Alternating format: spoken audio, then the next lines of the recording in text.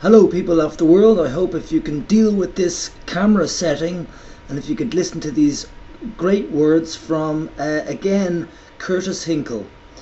I've discovered them on Facebook and I think it's very necessary for these to be transmitted to the world because it's a very good piece of writing.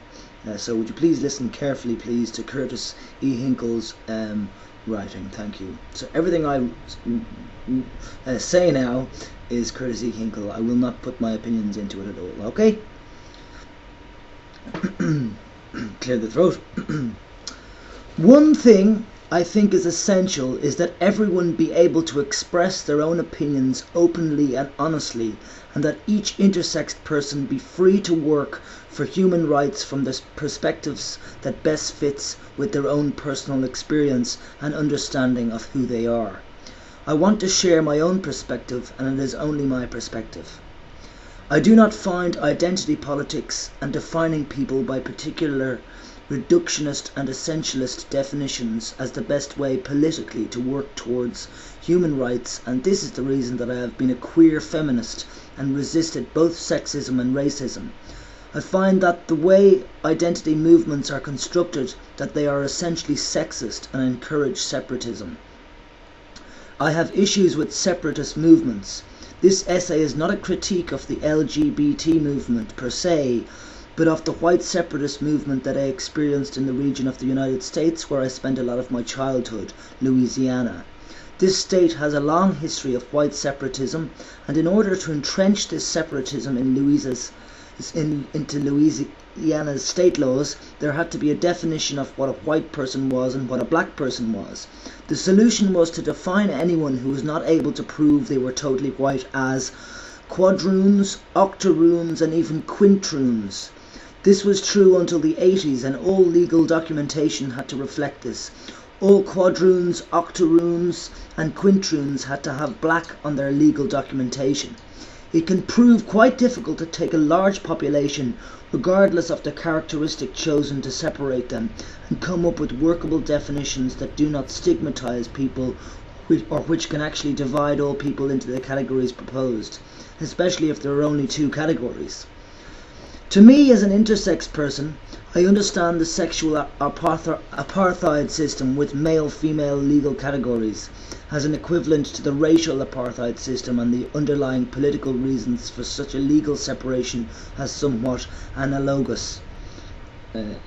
I think most people would agree that the system I just described in Louisiana is racist. My questions are the separatist divisions posted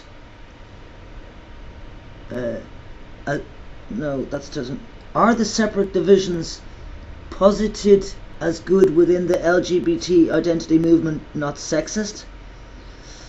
Are there ethical reasons for perpetuating sexism? As an example, what does it really mean when a parent of an intersex child is told to raise the child as a girl? To me, that is sexist, because the notion of girl carries stereotypical connotations not essentially derived just from her body, which in this case was not a typically female body to begin with. My family is biracial. If a doctor told us to raise a child as black or white, I would personally interpret that as racist. Are racism and sexism ethnically justified in some cases, and if so, when and for what reasons? I have yet to find ethical justifications for perpetuating racism and sexism as particularly helpful for human rights for all people. Someone will always be excluded and categorized as the other as a result of such imposed boundaries. Now, concerning the separatism within the LGBT movement, I feel that all separatist movements are another way that oppressed groups perpetuate oppression and divert energy, which is through the policing function necessary to make sure that the borders of us and them remain clearly bounded. It is the people who fall into the borders, liminal spaces, who become the new oppressed minority within such separatist groups. And as seems endemic as the definitions of the identity change in response to political changes within the group, and as individuals change and grow in the fluidity of an examined life, membership in the group requires a scramble to prove one still qualifies. Policing and proving membership come to replace activism as the focus of the group. This is what I feel has happened within the intersex community. Policing and defining became the actual focus, and we ended up with an intersex being redefined as a genetic defect, DSD, or disorder of sex development. The enforcement of static identity is why I believe that separatisms seem to do more harm than good, particularly around an inherently fluid aspect of life, such as sexuality. But even race is fluid and culture dependent for its definition, and policing of racial borders has certainly been an aspect of racial separatists groups, with whose histories I am acquainted. Through this insistence on a static allegiance to a particular identity, human growth is curtailed. Now that's what Curtis E. Hinkle wrote, and you know, as much as I wouldn't totally agree with absolutely everything, but 85% of that I would absolutely agree with.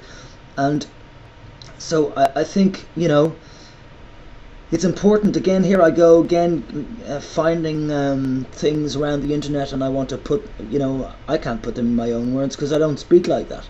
So I'm using those words to get them out into the world, and I think it's important to do that. So I hope that other people see it being like that as well. That it's it's good to have these sorts of things written down so people can read it, and also spoken out so people can listen to it. For a start, it's getting through to the blind, and it's also getting through to the people who don't like to read. So because that's the only thing I'm saying at the end. Like I'm not sure whether or not Curtis Hinkle wants this sort of stuff to be done this way, but I'm sure that the people that do watch my videos that like to snitch basically on me, tell the heavies and the people who want to be capitanos for the intersex world, they go and tell these people that I've done these things. So that's fine. I do hope you'll continue doing that work for me, telling people that I've done a video on them, because I certainly don't want to contact them on it. I don't have time for that.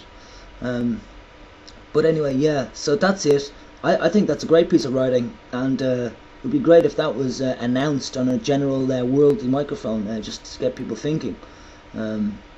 It's so many ridiculousness in the world, isn't there? So many ridiculousnesses. Anyway, so I'll leave that. Yeah. Hope everybody's well out there. Yeah, that's all I can say. Ciao.